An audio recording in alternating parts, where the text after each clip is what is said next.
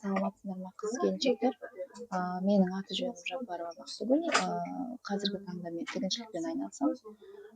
Айына 1.000.000 теңге табамын.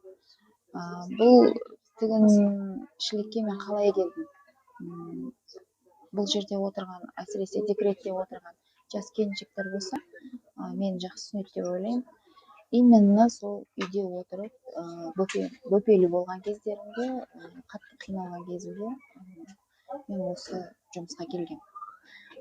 Қалай келдім? Өйткені білесіздер, декретте отырған қыз келіншектер жақсы түсінеді менің жағдайымды. Менің анашымның өзі 40 жыл стажы бар тігінші. Мен өзім бұған қатты қызықтым бұл тігіншілікке, және анашыма келіп өзіме өзім қызығатұғын мамандық болғаннан кейін осы 40 жылдық жұмыстың қиын жерлерін білетұғын, көп білетұғын жерлерін үйретуін сұрандым.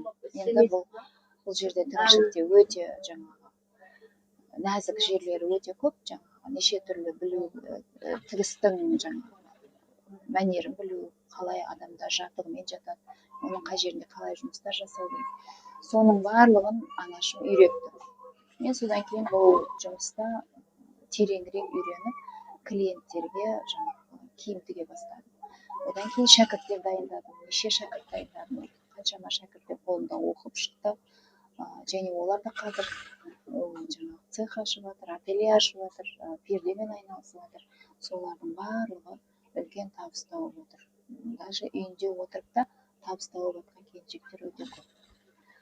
Бұл жұмыстың бір менің қатты қызыққан жерім, үйінде отырып та табыс таба алады. Өйткені қазіргі заманда телефонмен онлайн түрінде де болса да, өзі тігіп отырса да, телефонның нелерімен басқа да клиенттерді өздеріңізге реклама жасай аласыздар.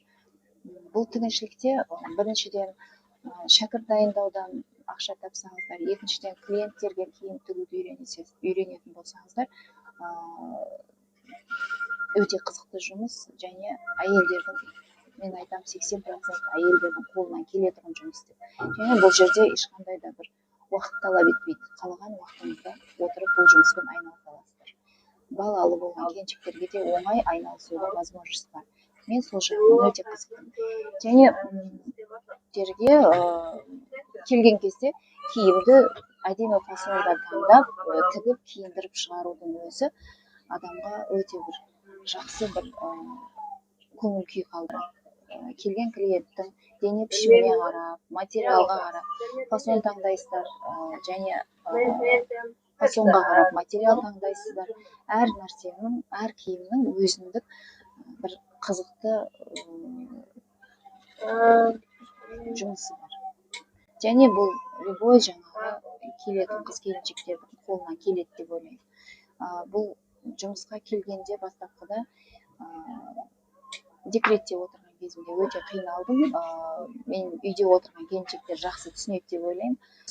Именно осы тігіншілікті жақсы қызығып, өзім бала кезімде неше түрлі киімдер тігіп алатын, анашымның киім тіккеніне қарап отырып, одан кейін осы жұмыстың түпкі қиындықтарыменен анашыма бөлісуді кеп сұрандым. Одан кейін отырған кезде бұл тігіншіліктің небір қызықты әдемі үлгілерін тігіп шығаруды үйрене бастадым. Менен үйренгісі келетін қыз келіншектер болса, мен төменге Instagram парақшамды қалдырамын, хабарласқыңыз келсе. Айрин каналынан келетұғындар болса, оларға скидка жасаймыз. Қош сау болыңыздар.